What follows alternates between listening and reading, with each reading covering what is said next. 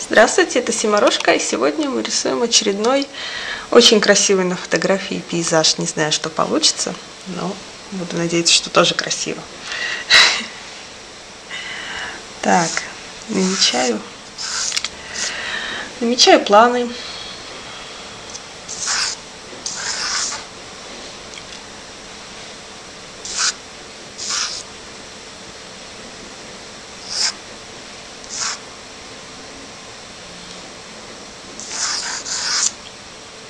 Так, виноградники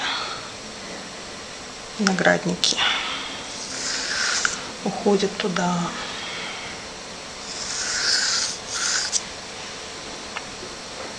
Здесь передний план с деревом.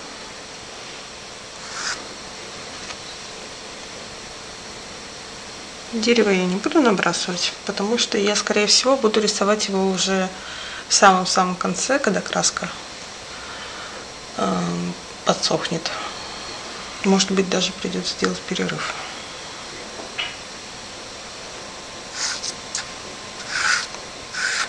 Есть тень от дерева, которое здесь.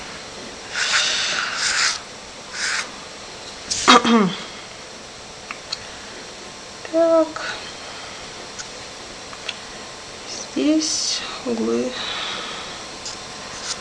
обозначить хотелось бы.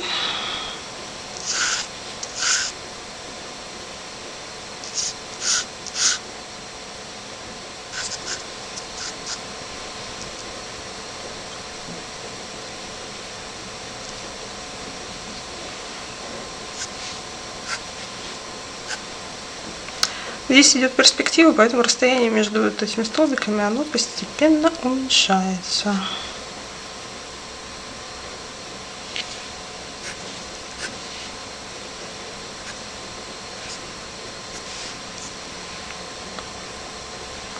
И это лучше не терять.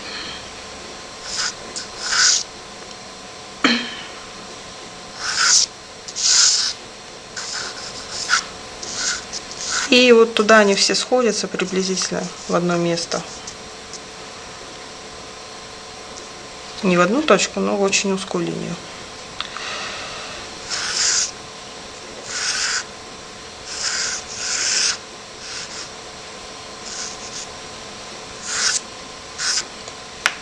И там тоже уже что-то неразличимое, в принципе, можно не рисовать линии.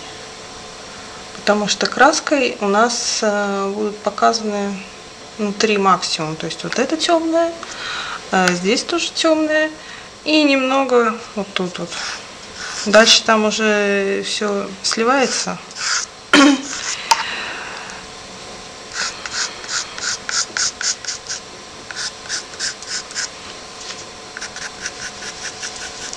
Чтобы самой не забыть, где у меня что.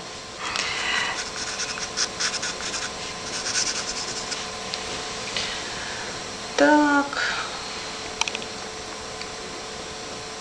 что тут еще интересного? Вот здесь я тоже обозначила, как идут цвета на фотографии. Там какие-то горы. Ну, это все по ходу дела будет ясно. Я думаю, можно начинать рисовать.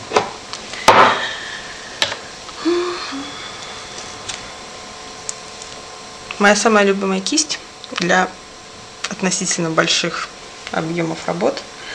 Она мне нравится гораздо больше плоской, потому что на нее лучше берется краска.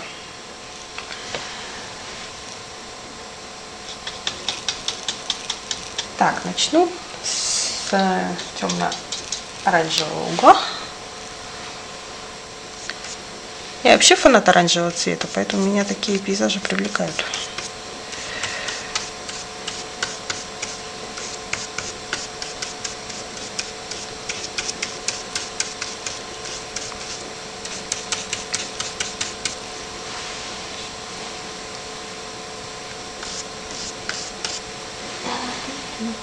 Так, теперь немного больше желтого.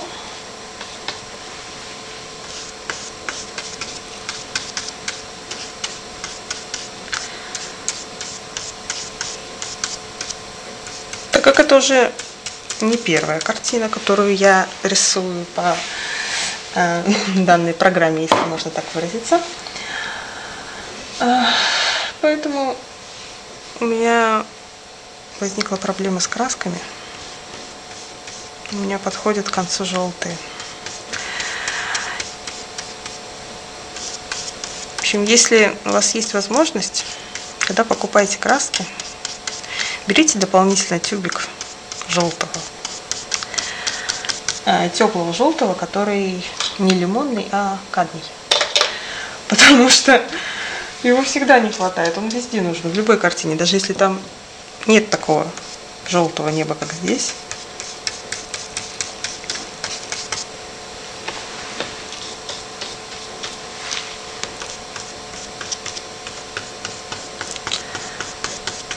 В общем, я уже начинаю экономить, наверное, зря. Лучше пойду куплю еще один набор.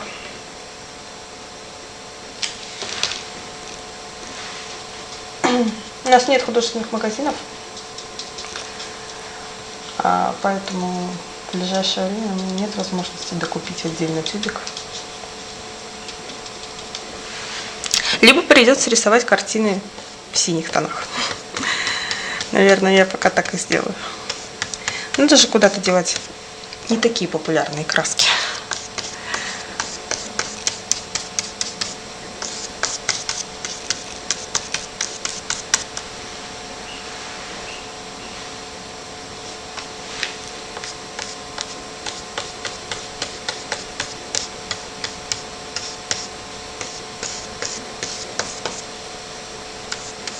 Масляная краска гораздо лучше выглядит в такой быстрой живописи, когда кладется такими видимыми мазками, то есть не сильно разбавленная.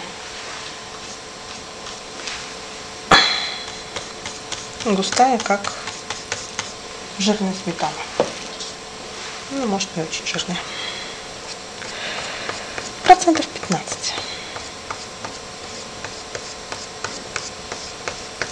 Хотя это, наверное, кто как любит. Я про краску, не про сметану.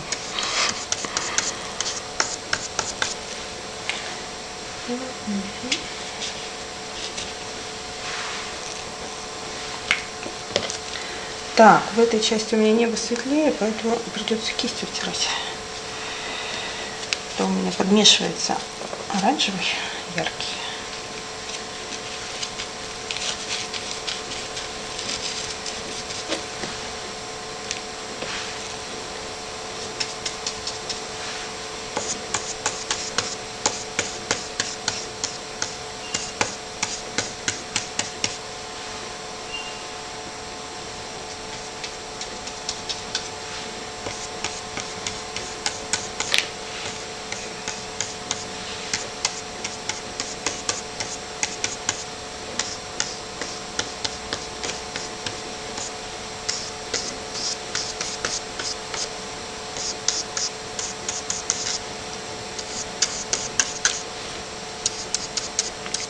Когда человек впервые решает попробовать рисовать маслом, возникает обычно очень много вопросов. В основном характера такого, что чем разводить, а какие кисти, а как выбирать, а холст нужен, наверное. Это, наверное, очень сложно, я не буду этого делать. И лежат эти краски очень-очень долго. Ну, во всяком случае, у меня так было. Я видела много подобных вопросов в интернете. В интернете очень сложно найти информацию, как же все-таки маслом-то рисовать.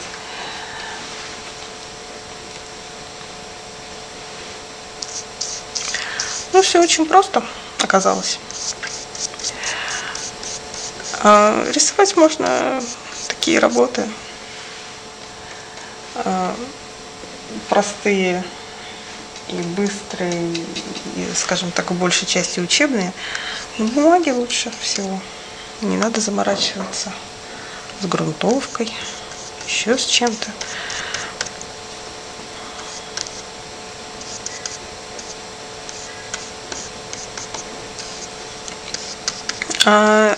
Краску лучше всего льняным маслом разбавлять. Некоторые подсолнечным разбавляют, тоже можно. Говорят, что подсолнечное не сохнет вообще никогда, в принципе. То есть даже спустя год картина будет смазываться, если ее ткнуть пальцем. Не знаю, я не пробовала. Год назад я еще не рисовала маслом. А льняное, оно все-таки со временем подсыхает. Наверное, если на холсте рисовать грунтованно, то имеет смысл пользоваться растворителем. Но я не знаю, я не совсем художник. Я тоже учусь. Хотя, наверное, все люди учатся, даже если они профессионалы уже состоявшиеся.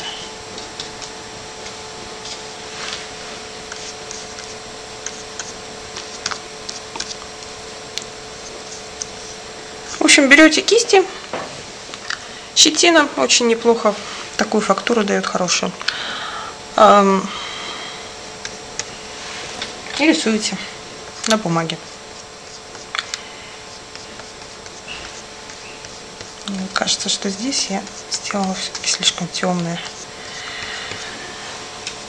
Я хочу это чуть-чуть исправить.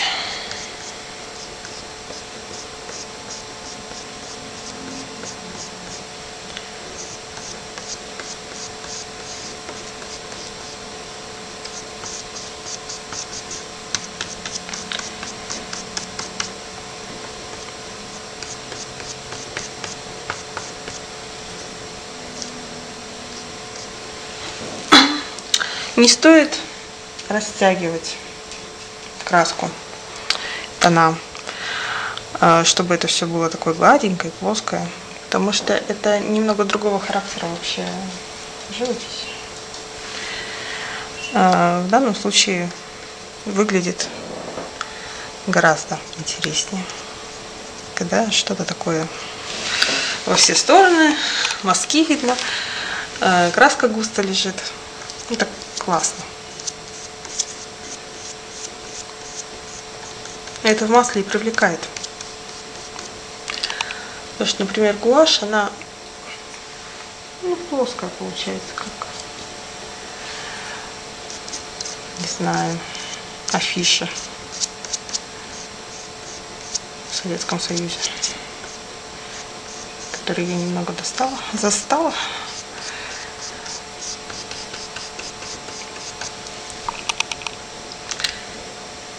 Так, что-то я потеряла нить с облаками. Мне кажется, можно было бы поинтереснее сделать. Тени добавить. Да, я сейчас смотрю на фотографию и ищу там какие-то такие интересные моменты, которые можно было бы использовать.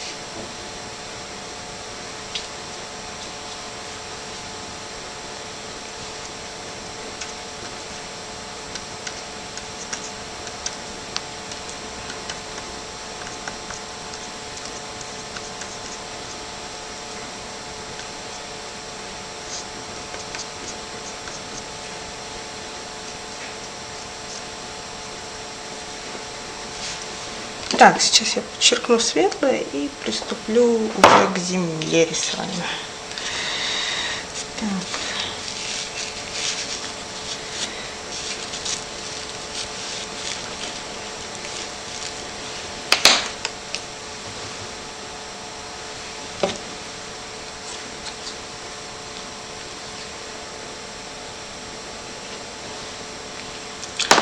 Даже белила не такой Важный цвет, как желтое. Обычно белье кладут 2 тюбика в набор. И желтое тоже 2. Ну, почему-то белила не кончаются так быстро, а желтый уже все на исходе.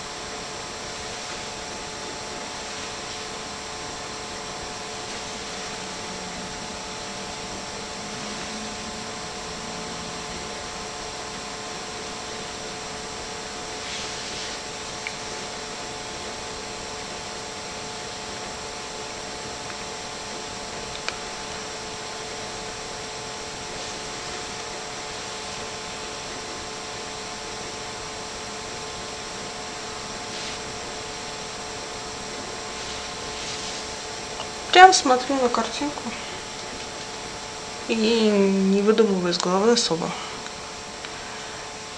Все расхождения, которые получаются, это либо из-за того, что я отвлеклась, либо из-за того, что я не туда посмотрела, либо потому что материал себя так повел. Этим мне не нравится рисовать красками. Раньше я рисовала на компьютере. Пыталась, точнее, рисовать, потому что ничего особо не получалось. Не хватает вот этого своевольничания материала.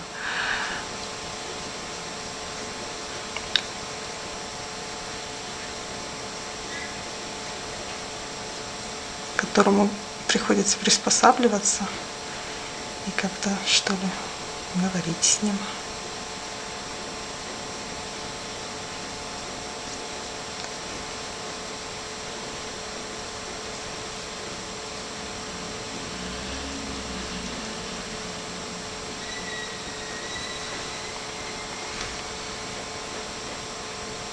Потому что ты думаешь часто, я вот сейчас вот здесь так нарисую, оно не рисуется так. Краска там смешалась или еще что-то. Не получается, как ты это видел себе в голове, поэтому лучше в голове не представлять, а рисовать. Представлять сразу на бумаге.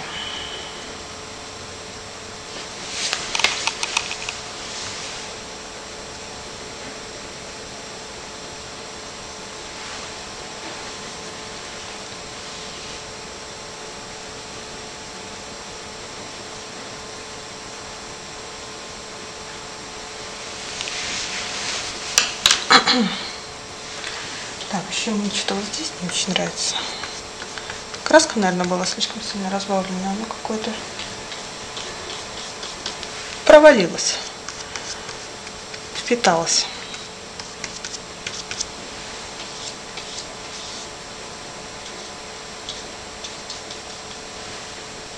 Ой, что-то мне тут попало.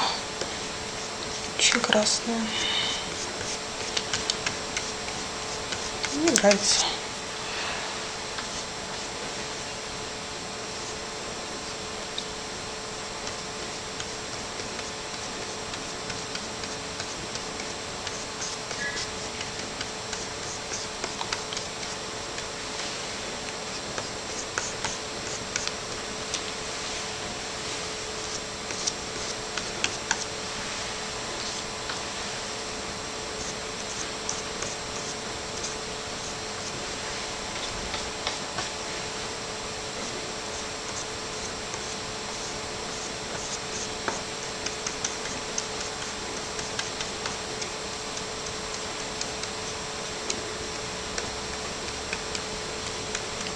Небо плоскими мазками — это скучно.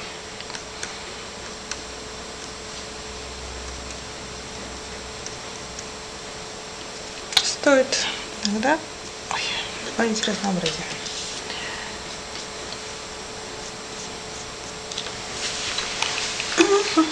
Так, все, я готова двигаться дальше. Разводить зеленый цвет.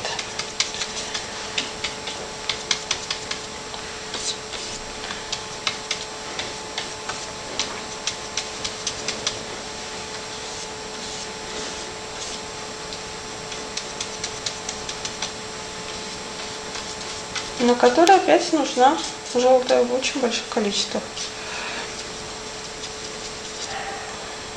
Потому что даже если не синий брать, а зеленый из набора,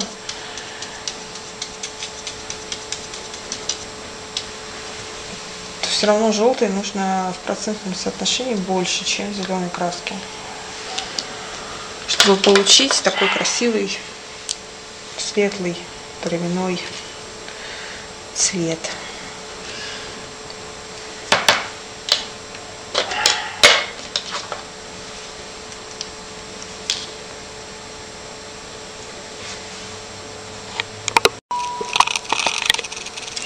Так, я, наверное, начну с дальнего плана, там краски не такие яркие, я хотела сказать, взяла яркую краску. Все равно надо еще.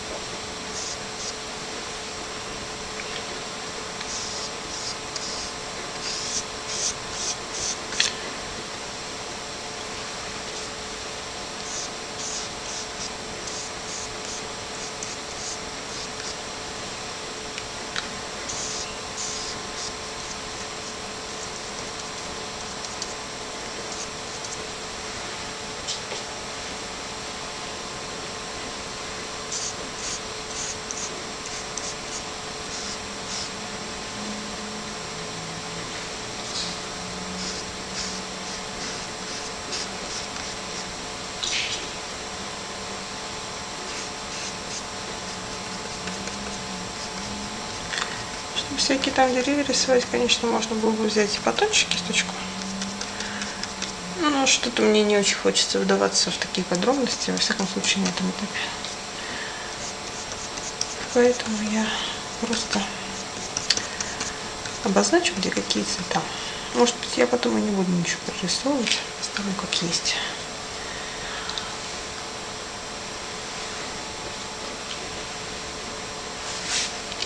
Детали даже на фотографиях не всегда нужны. Иногда нужно сделать акцент на чем-то, вроде переднего плана.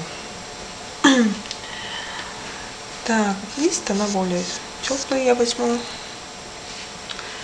И с примесью коричневого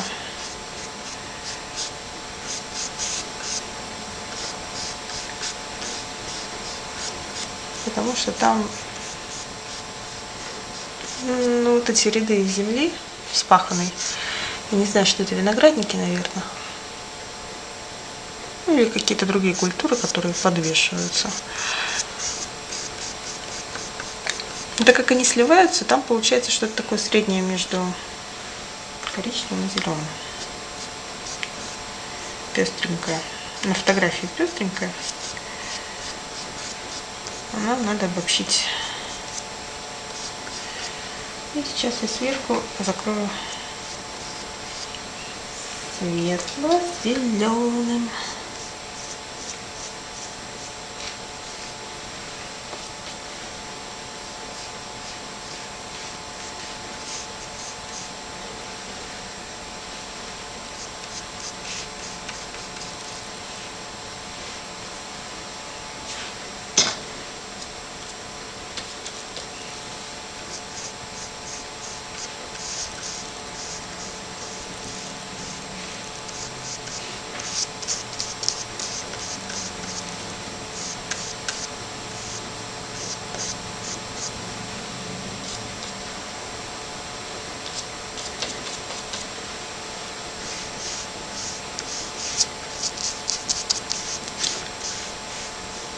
Вообще очень сложно говорить во время рисования.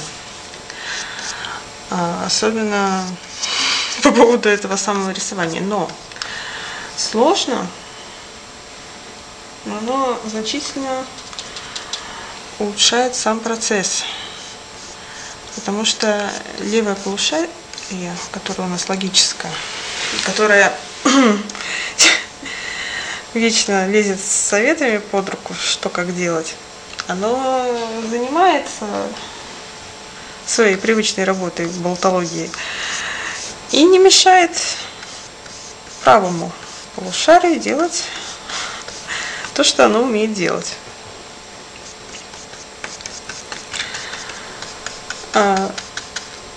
Так что, если вы сейчас рисуете, я очень на это надеюсь, во-первых, я рекомендую что-нибудь включить фоном, радио говорливое. Телевизор не знаю, я вообще противник телевизоров. Надо, в общем, кому что. И вслушиваться.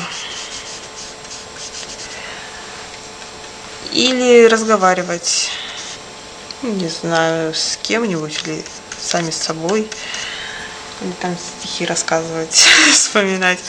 Это может быть очень трудно поначалу, но заметите, что у вас какие-то внутренние тормоза пропадают, если они были.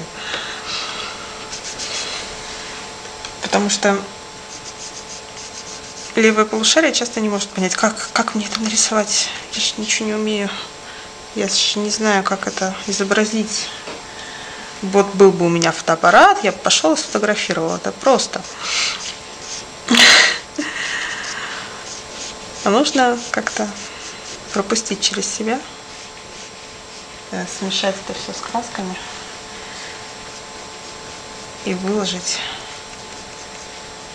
на бумагу.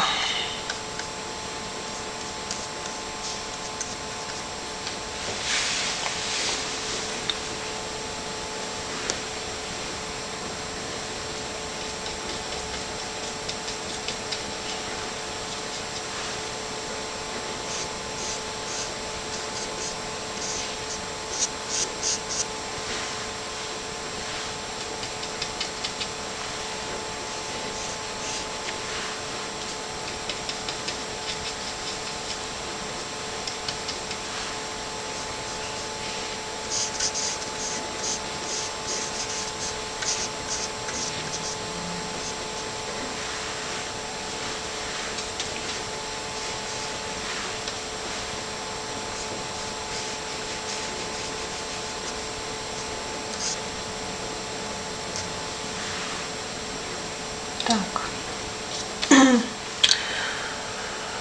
Вот я перестала говорить, начала задумываться, и сразу такое ощущение, будто ничего не получается. Ах, какой кошмар. Бросить все, перестать рисовать, никогда больше не брать в руки кисточку. Это очень вредные мысли, потому что если не рисовать, то и не научишься никогда. Неважно, какое там произведение получается, важен сам процесс. Процесс должен доставлять удовольствие.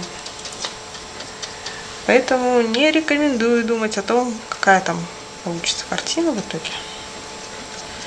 Что получается, нужно просто отдаться потоку и не спрашивать себя, что ты делаешь, зачем ты взял эту краску и почему у тебя не так, как на фотографии. Ну, видимо, так захотелось. Левое полушарие может только тихонько подсказывать. У него есть какие-то знания, там, я не знаю, от курсов, или от книжек, или от художественной школы, или еще что-то, которое оно фоном может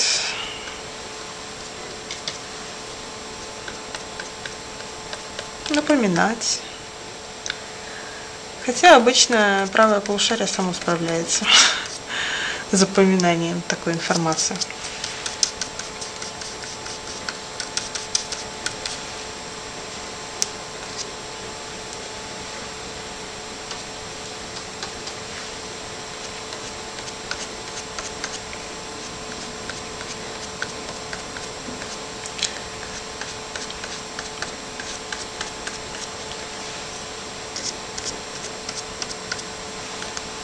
Вообще в таких вещах, как почему рисуется перспектива, как именно она рисуется, как рисуются простые формы, как краски смешиваются. В этом всем логика очень даже нужна на первых порах, но не в процессе творческого рисования. Потому что если во время творческого рисования думать вообще, в принципе, теряется что-то, настрой. Лучше посидеть перед фотографией заранее и подумать, а во время процесса уже отключить все эти глупости.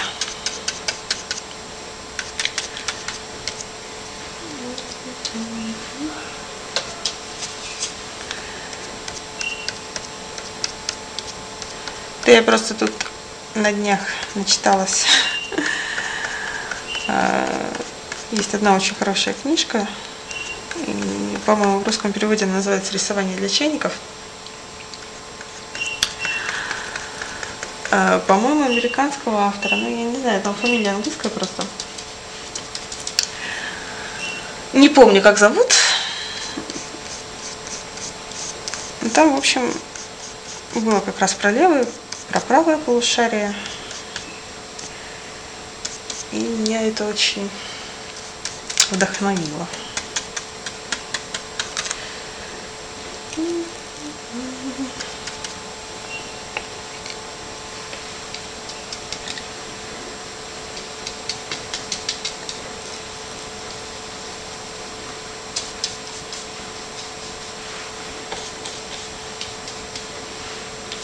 Вообще, такие светлые летние пейзажи очень приятно рисовать осенью, когда за окном что-то непонятное, когда холодно, может быть, даже еще отопление не включили. Такое бывает. А тут рисуешь себе зеленую траву, закатное небо. Настроение поднимается вот до этих самых оранжевых небес.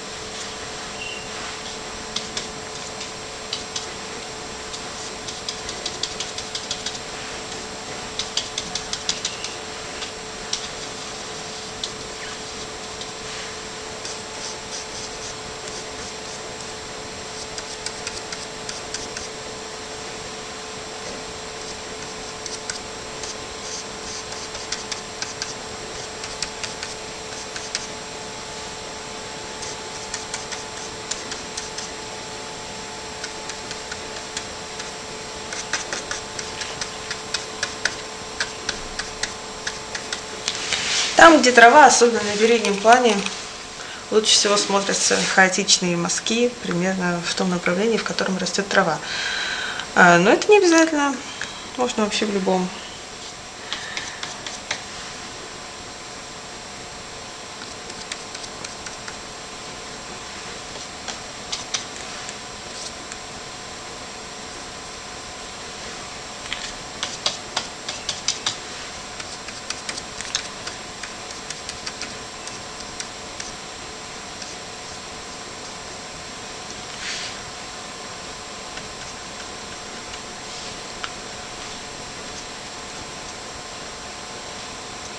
Всякие столбики потом вместе с деревом. И деревья там тоже можно нарисовать тонкой кисточкой. Это все детали. Главное сейчас цветовые ощущения все передать.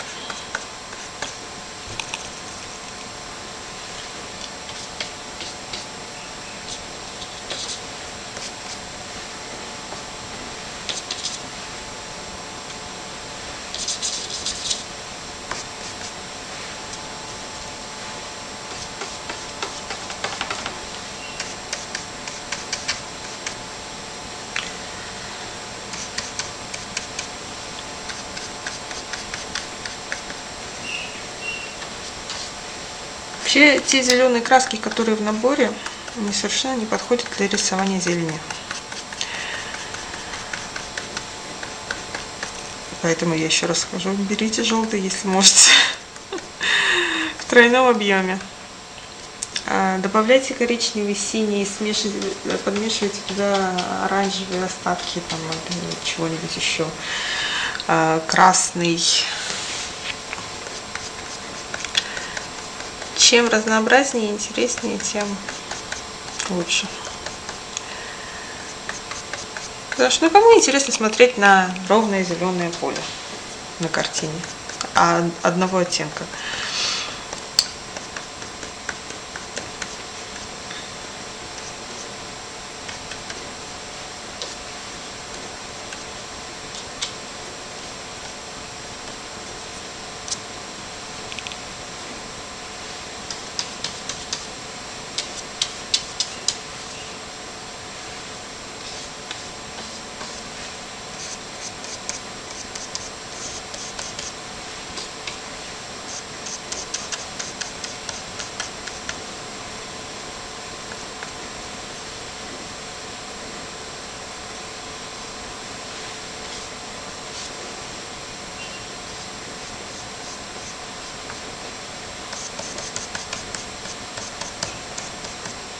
Про дерево я пока забыла, намеренно.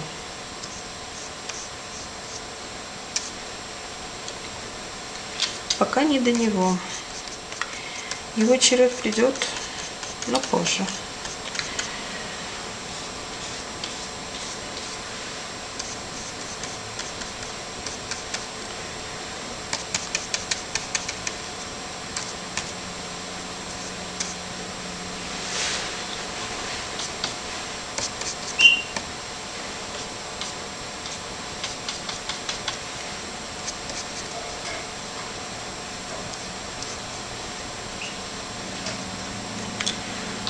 Добавляю тени поглубже. Тени — это хорошо.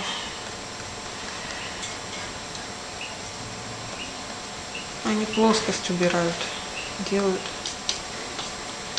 делают объемным изображением в глазах зрителя.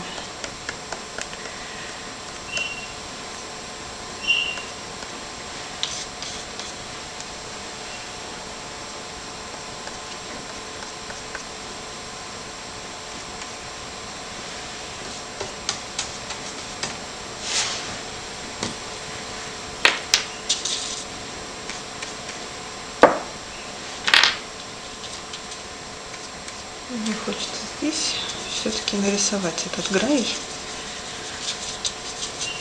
Для этого нужно сделать цвет сложный. Вроде синего с коричневыми белилами. И тем еще, что было на кисточке. А на кисточке было нечто зеленое. Наверное, слишком много зеленого.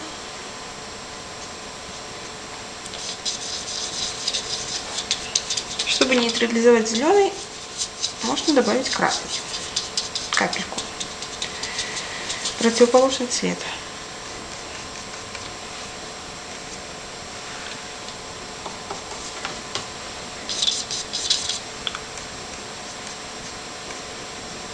Все равно что-то не то.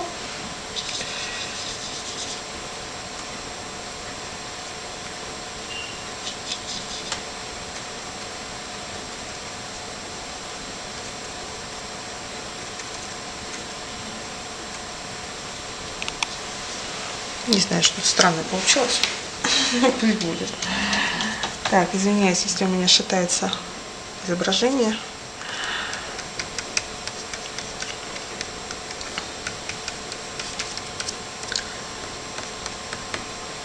стол не очень устойчивый. Увы, другого нет. Так, сейчас буду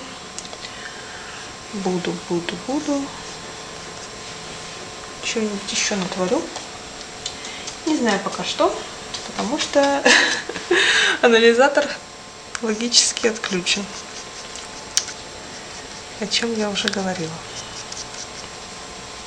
Вообще хочу другую кисть уже. Надоело. Толстая. Так.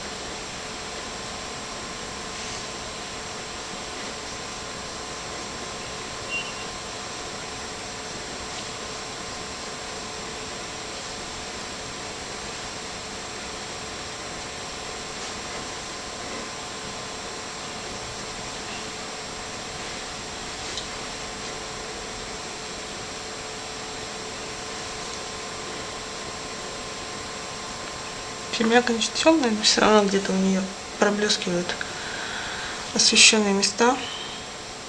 Не стоит делать все такое одинаковое.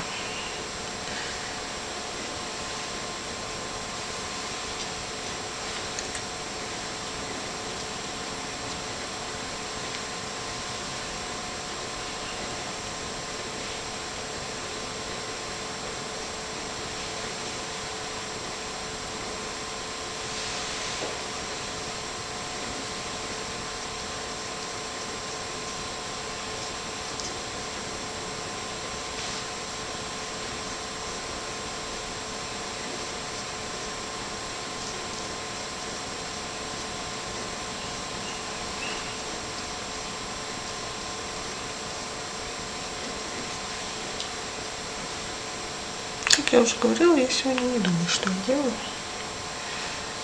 И старательно запрещаю себе даже пытаться это делать. Хочу посмотреть, что из этого получится.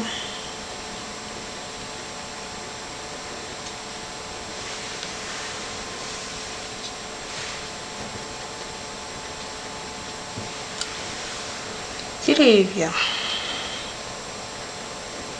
Деревья. Не ошибиться бы с тем, где оно стоит. Где-то тут.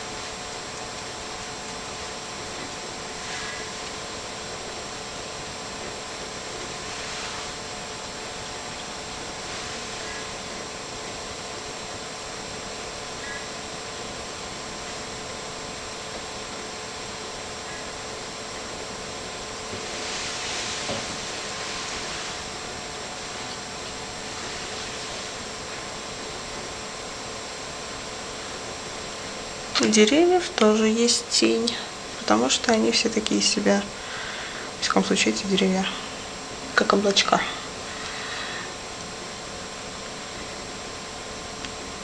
Как шарики.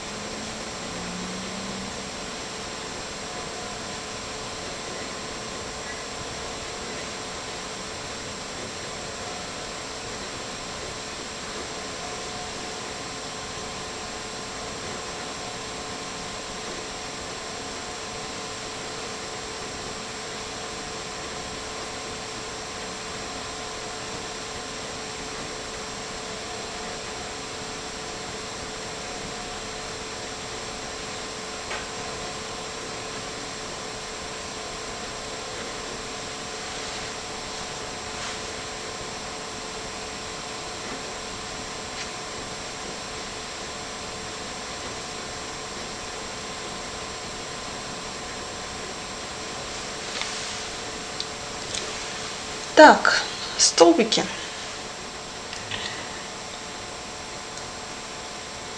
Дошел и их черед.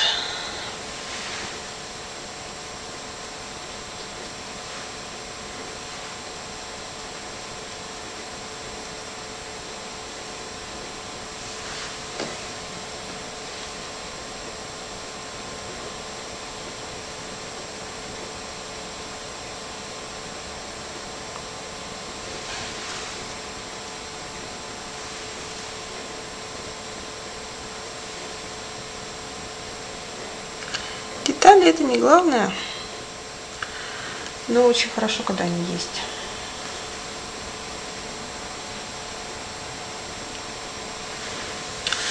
Это я к тому, что важнее цвета и общие формы для восприятия. Но за детали цепляется глаз. Картина становится интереснее. Что бы это ни было, никогда нельзя начинать рисовать с деталей. Столбики какие-нибудь там или еще что угодно.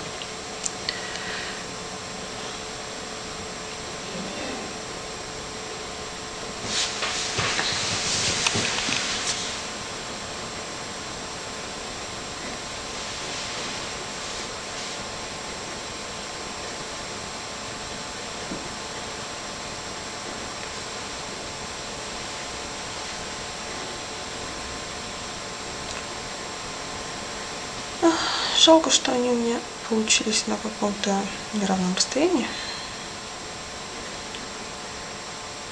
Не так, как задумывалось.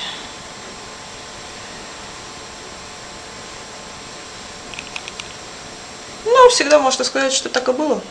И никому не показывать оригинал, с которого это все рисовалось.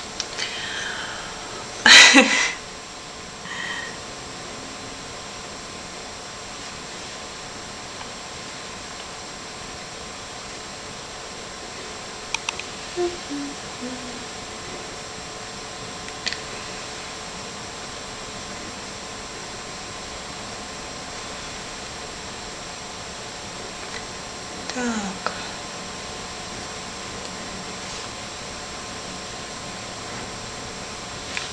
Не нужно рисовать все, что видно. Это нереально. Не в этом масштабе, не за такое количество времени. просто то, за что цепляется глаз, чтобы потом он цеплялся у того, кто будет смотреть на картину.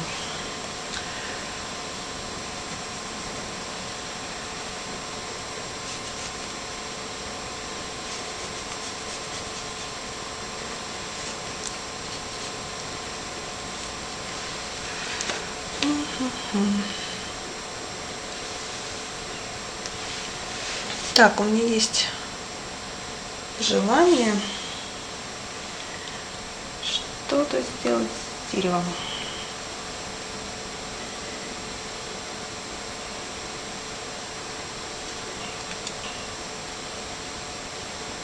Вообще это выглядит очень сложно.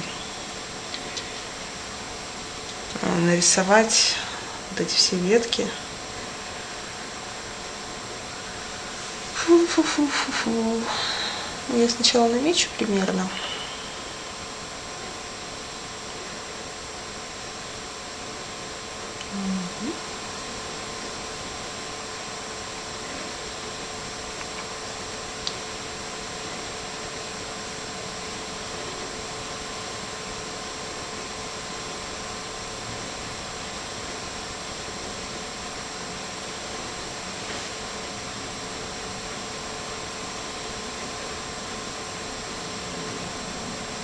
И вот если прищуриться, можно найти где-то пятна посветлее, потемнее. И попробовать их перенести. Не знаю, что получится.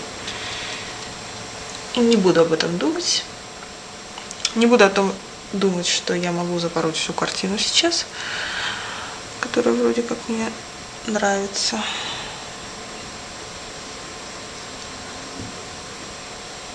Без переднего плана скучно. Планы — это хорошо. Мне нужно передать общую форму и направление, наверное.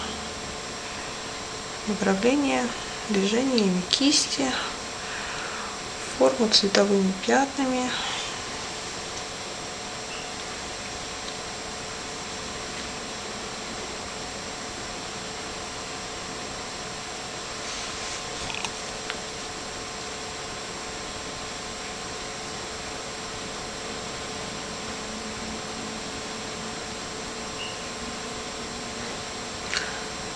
А веточки уже потом отдельные. Так же, как со столбиками. Не надо все ветки рисовать. Это не графика, это живопись. Это разные вещи. Графики, впрочем, тоже далеко не всегда нужно рисовать все веточки, скажем так. Очень-очень редко.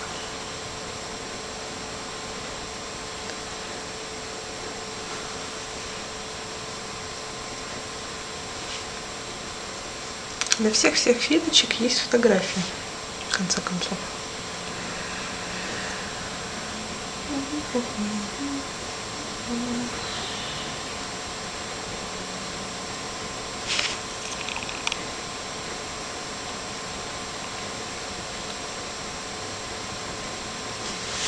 Вообще, наверное, неплохо было бы это делать такой полусухой кистью.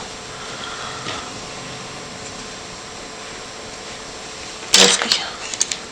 Которую я так не люблю.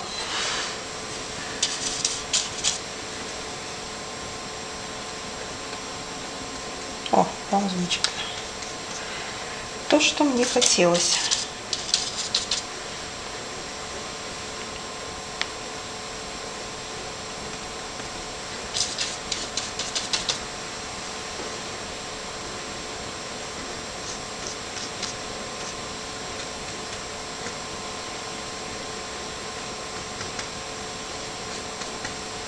Вообще супер.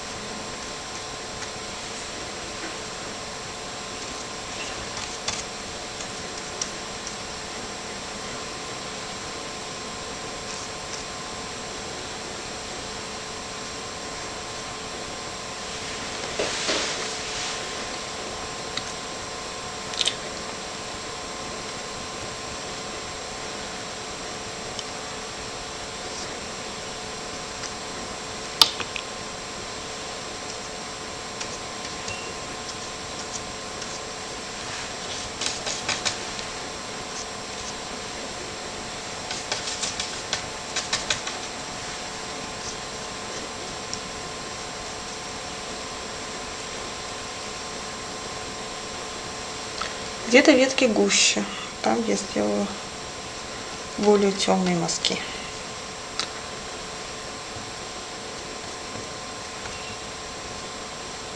Но все-таки стараюсь не перекрывать небо. Все, я думаю, достаточно, потому что иначе будет мазня. Так, и сейчас возьму темную краску.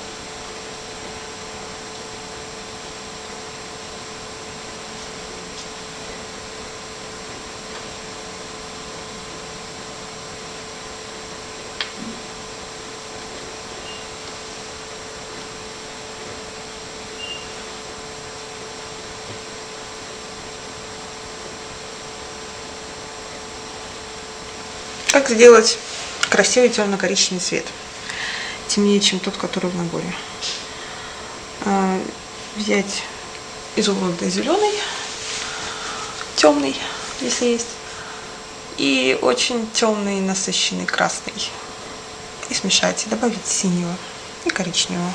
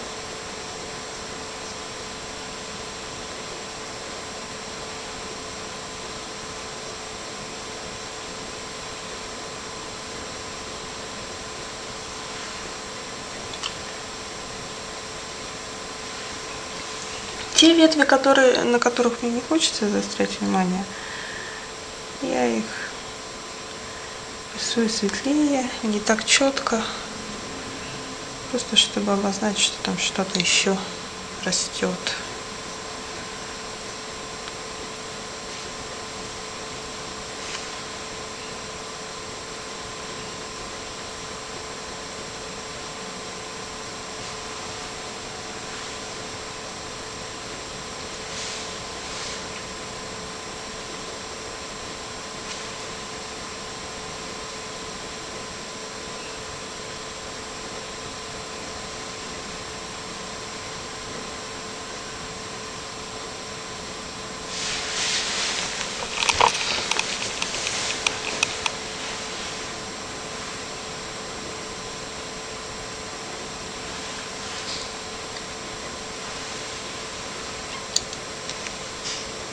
Краску нужно брать такой консистенции, чтобы она сама с кисточки сползала.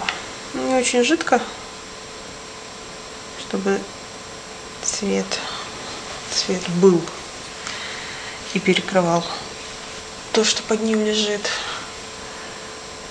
Так. Когда я рисую детали, я стараюсь почаще смотреть на изображение исходное, потому что рисовать из головы хорошо, когда опыта много, когда уже много-много картин нарисовано, когда воображение работает на полную катушку.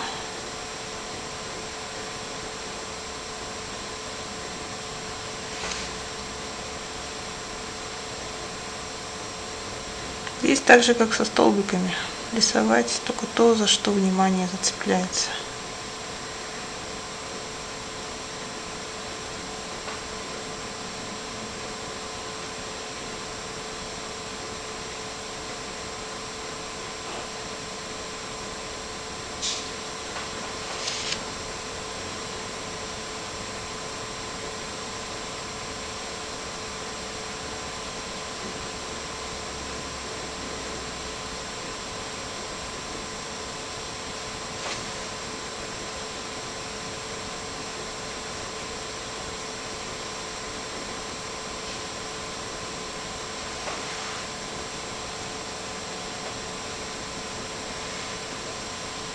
У вас может зацепляться внимание за что-то другое, не за то, что у меня. И вообще у каждого человека, если они рисуют с одной и той же натурой, с одной и той же фотографией, хоть там и говорят, что с фотографией плохо рисовать, я не вижу в этом ничего дурного. У каждого человека получается абсолютно не похожая ни на что другое картина, как бы он ни рисовал. И это здорово.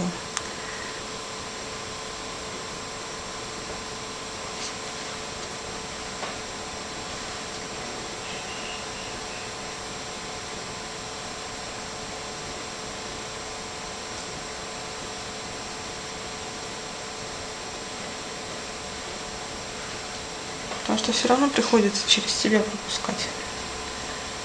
Мы же не можем, как фотоаппарат, взять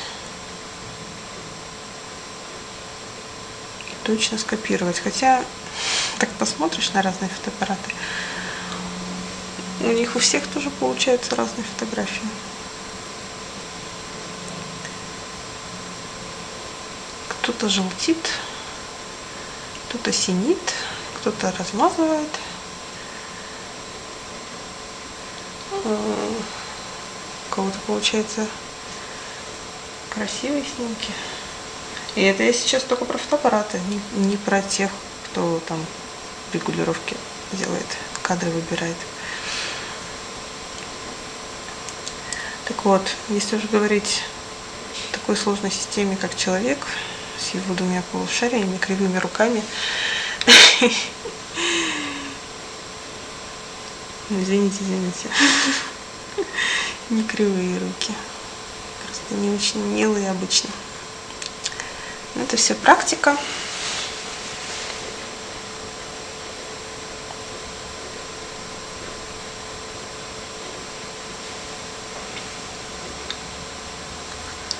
Что-то мне здесь не нравится.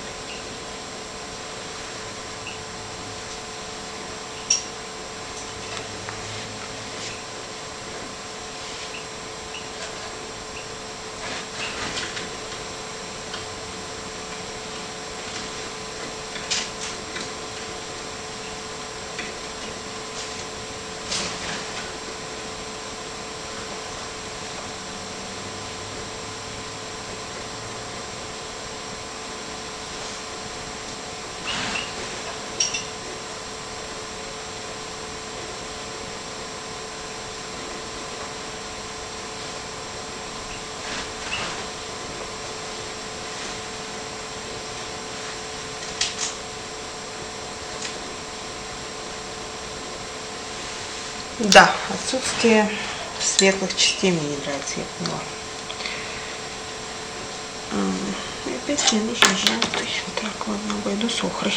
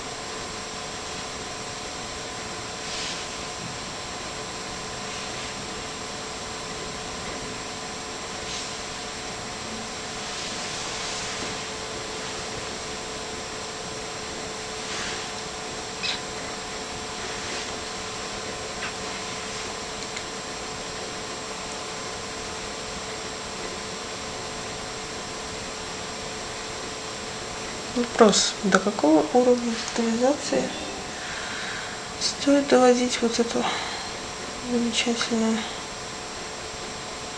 я не знаю, что это за дерево.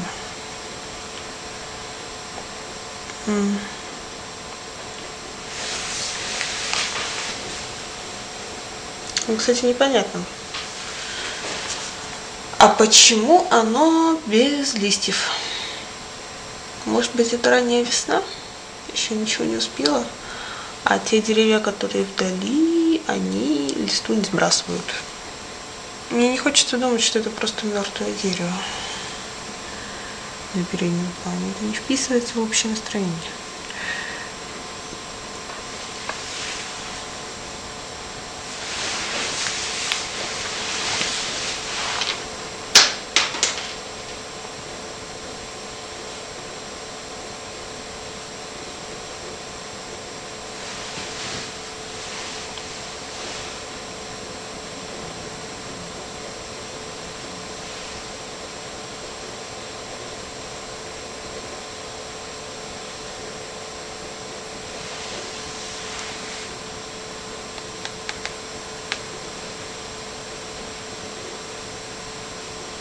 Черкнул горизонт.